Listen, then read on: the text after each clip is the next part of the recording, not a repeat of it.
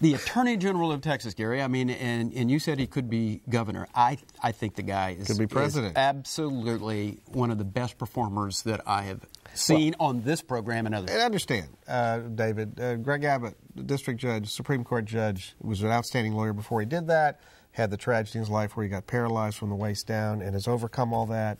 He gets it. He understands, and he's a relatively fresh face. Yes, he is fresh face. So maybe he should be on the cover of Texas Monthly this month. Rather Greg than Abbott Rick Perry? for president in 2012. Rather than Rick Perry for president. Yeah, probably.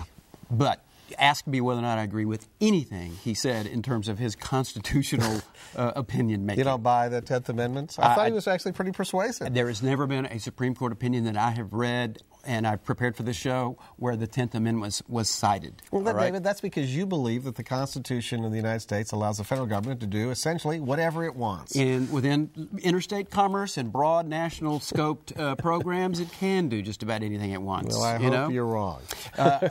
And the thing that I saw that he was weakest on, he didn't know about George Dinkowski. Well, the expert on mental retardation that his office has appointed to give opinions to federal courts about people and whether their IQ is 70 or 77. Okay. Well, maybe he listened and he'll go back and say, who is this guy and why do we use him? So you may have done a good thing there. Well, but in terms of his political future, David, I think it's pretty unlimited. And he is important for Republicans, a very important candidate that we ought to feature, in which could be, who knows, topsy-turvy election year. I think that's the best way to describe what we're about to go through. And he's running against Barbara Radnofsky, and she is a very aggressive litigator. And so if those two ever get on the same program together, I will be headed out the door. Well, if we have them together, like you said, I think we probably need an hour to cage those two. Yeah, I agree.